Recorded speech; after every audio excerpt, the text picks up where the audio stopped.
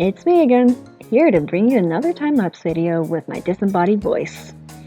Actually, this is my first time-lapse video, so, yeah, okay, all jokes aside, I really do want to talk about burnout culture in the artistic community and how it kind of affects you mentally and physically.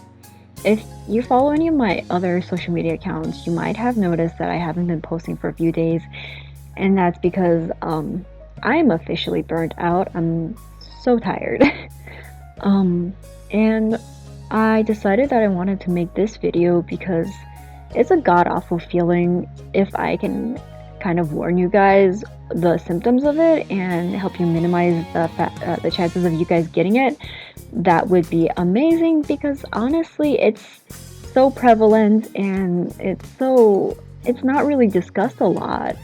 Because you have this culture where it's like you have to do more and whatever you're doing is not enough, and I feel like that's a complete load of bull, and I'll go into why that is later because I have a lot of feelings about this. Anyways, now I'd like to preface this video by first saying that burning out does not necessarily equate to overworked. Like, these two usually go hand in hand, but there's a difference to them. Like, you can be overworked and still feel fulfilled, like you did something good in the world. When you're burned out, that does not happen. Like, burnout is literally feeling like you are not accomplishing anything, that you are losing your passion for something, you're losing your drive, your will, or you're just losing all of this motivation, what was once the thing that kept you going. I'll have links in the descriptions that probably could explain this better than me, but yeah, in this video, I want to go over what it looks like. Things like symptoms and why it happens and how to regulate it. Those are the three things that I really want to address. Anyways, first things first. How do you know if you're burned out? Well, physically, you're going to be constantly exhausted, like you're going to feel consistently drained, like you have no energy. You'll physically have a lower immune system because you're just so overworked. You will keep getting sick because your immune system lowers as it happens, and you'll have a string of colds and flus. You'll also have aches and pains, things like muscle tension or joint pain, and you'll have issues with sleep, things like insomnia or not being able to fall asleep because you're thinking too much. Your appetite will change. Either you'll eat too much or you won't eat enough. Mentally, you'll feel like you're being trapped, like you're not going anywhere and that you're in a rut. You'll feel a lack of satisfaction in what you're doing, a lot of cynicism. You'll also have a lack or you'll be losing the love and passion you had for your medium or what you're doing, regardless of if it's music, literature, or art. Behavior-wise, you might end up isolating yourself, or you'll be turning to food or alcohol to deal with the stress. You'll be procrastinating, you won't want to do anything. You would start snapping at others and taking out your anger on others. And you might even be removing yourself from the responsibilities altogether.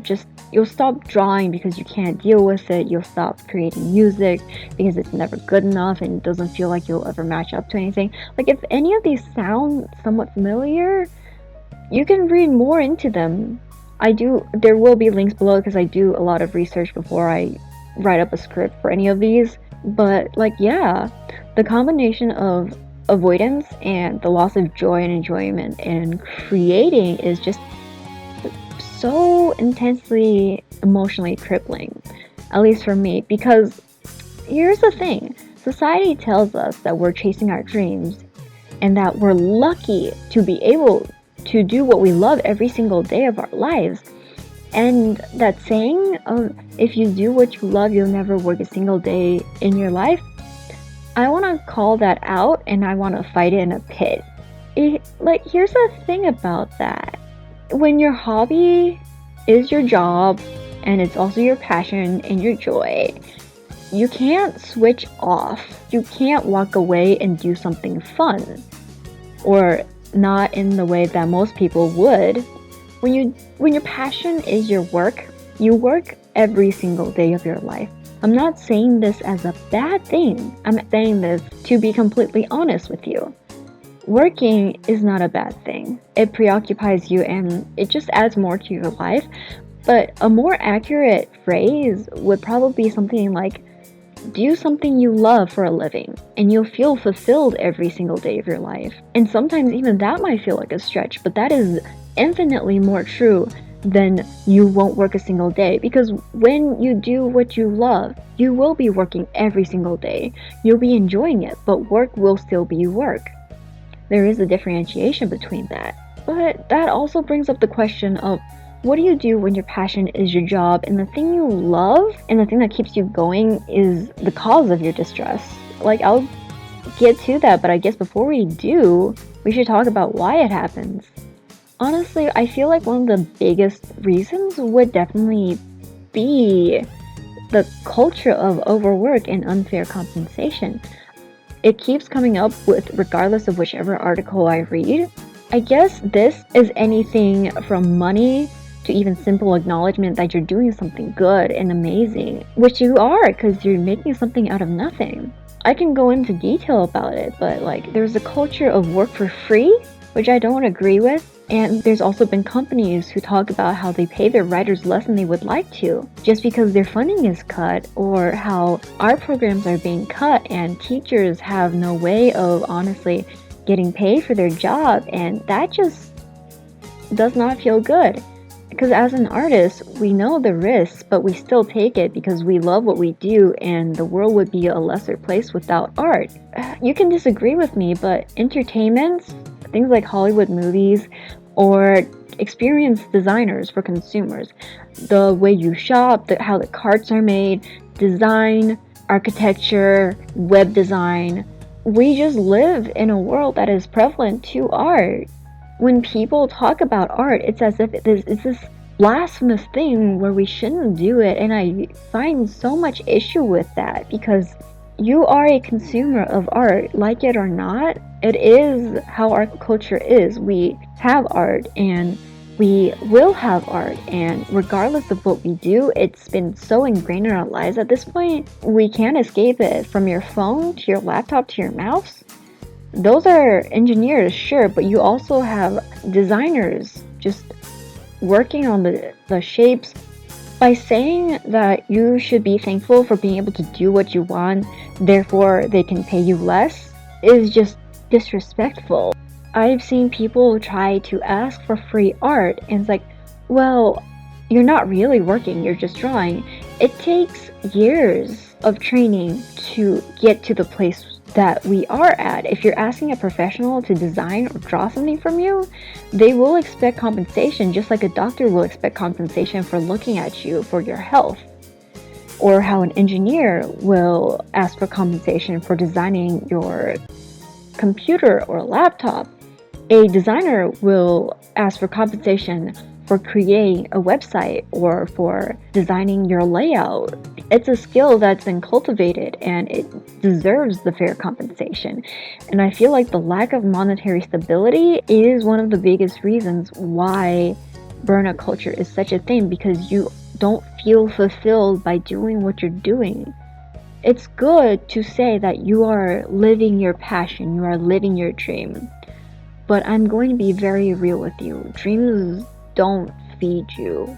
And for people who say, well, then keep it as a hobby, it's going to be a terrible world without art.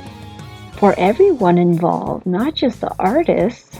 But, God, yeah, the culture of overwork and unfair compensation is one of the largest issues.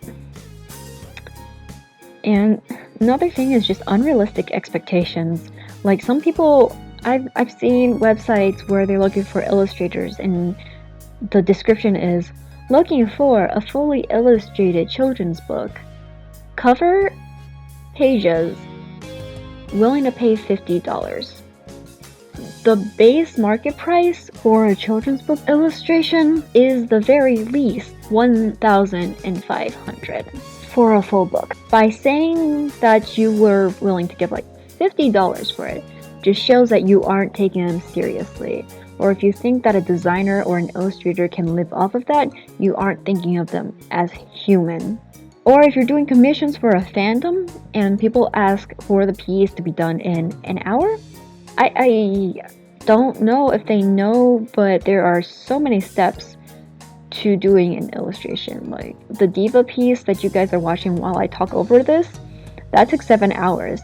From the initial sketch to the research to the undersketch to the cleaner sketch to the outfit and then the color choice and then the background decisions, that took over 7 hours. Like, if you don't care about quality, then I guess that's fine, and you could do that. And I guess the next thing would be the pressure to do more. That kind of ties into so much of what I've been talking about, where it never feels like you're doing enough, so you feel like you have to do more to make up for what you're lacking. And that also has an effect when people pay less, so the artists have this pressure to do more, and they're just so overworked and they're so drained without being able to take a break. To tie into all of this, you have this kind of obsession with perfection and this hypersensitivity to criticism because you're so invested in your work that you've like plugged yourself in to the point where you can't detach yourself. There's also an intense level of control and just the weight of expectations because you just want everything to be perfect. This all ties into everything. And at this point, with the whole obsession with overworking and needing to be better and be more, you're just going to have an intense workload because you never feel like you're enough and that you have to catch up. But the faster you run, the harder you'll fall and the more likely you'll get hurt. I don't condone working hard. I promote it. I respect anyone who does what they do and enjoys what they do. But pacing is so important because if you don't pace, you won't have any control of what you're doing. Quantity does not equate to quality. Studies are there to help you, but if you think you can polish multiple pieces in one day, that is not good for your health. I mean, you can do it. I'm not saying you can't. I'm just saying it's extremely unhealthy. Like, that's what causes burnout culture, just this need to do so much and do even more after that. And now I'm finally going to get to how to manage it. Like, there's just so much you can do and there's so much that you can overlook. But one of the biggest things and one that helps me, because I am so bad with this. I've been burned out ever since I started my major, and I'm still burned out even now that I'm on break. Like, I can talk about all at once, and it's infuriating to me because I have so many issues with trying to keep up with it myself.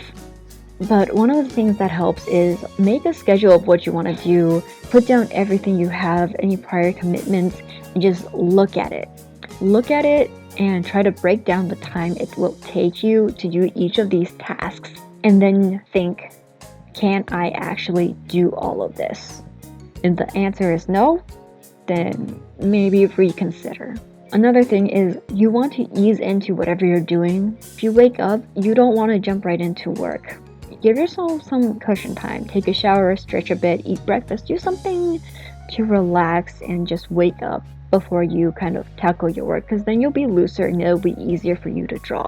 The second is be good to your body. Give it the rest it needs, eat properly, drink water, exercise as you need. Your body is what you're going to be working through. It's your vehicle and it's going to be what carries you through whatever you're doing. It's so important just to take care of your body. If you take care of it, it'll also take care of you. The third thing is set boundaries. If you run a social media site, set boundaries with your followers.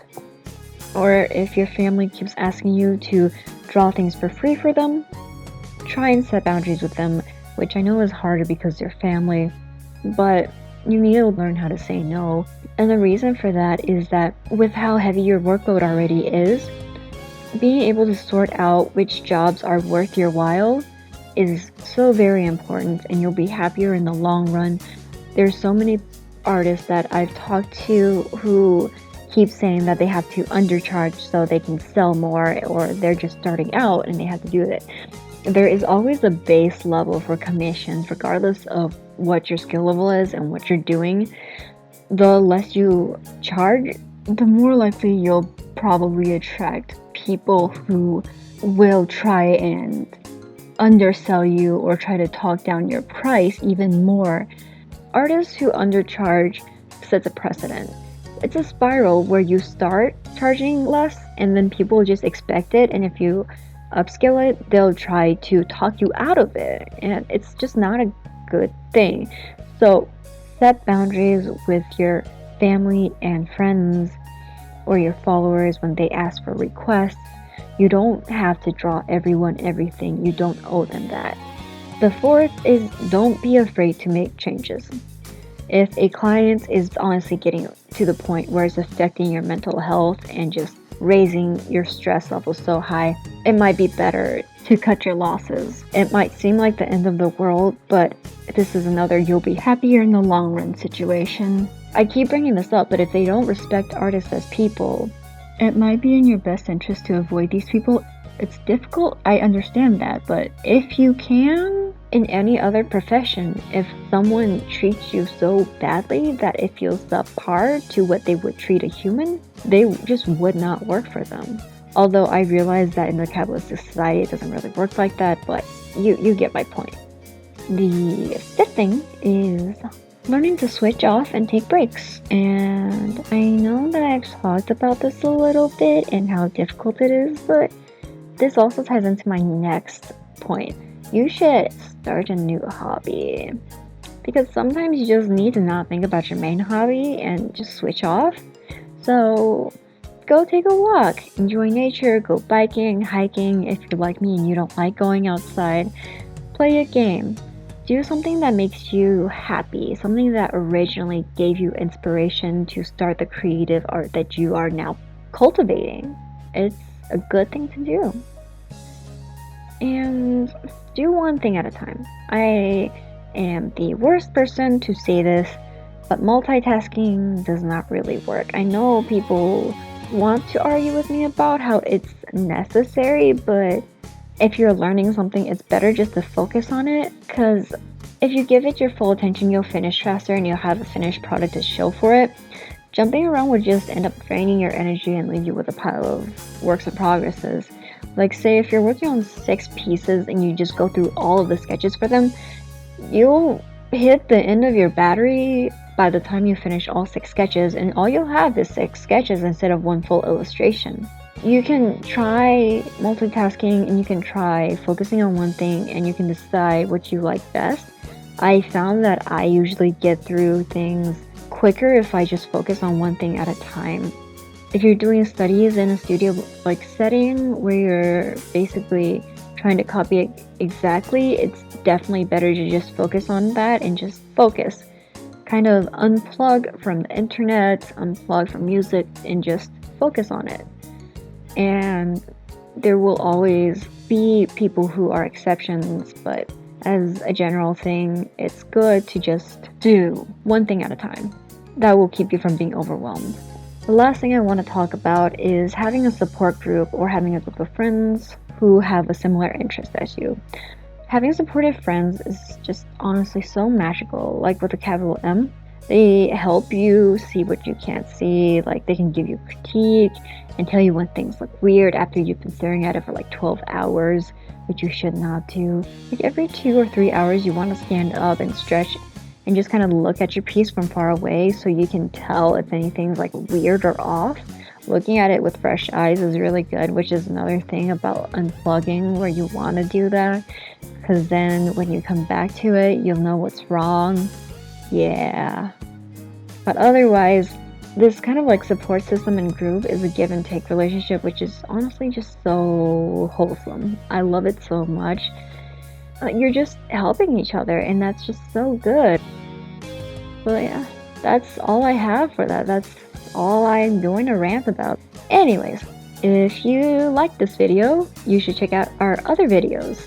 Subscribe if you want to see more of us, and if you like this video, give it a thumbs up. If you have any questions, you can leave them down in the comments below and I'll answer them. Aside from that, that's it. Have a nice day, guys.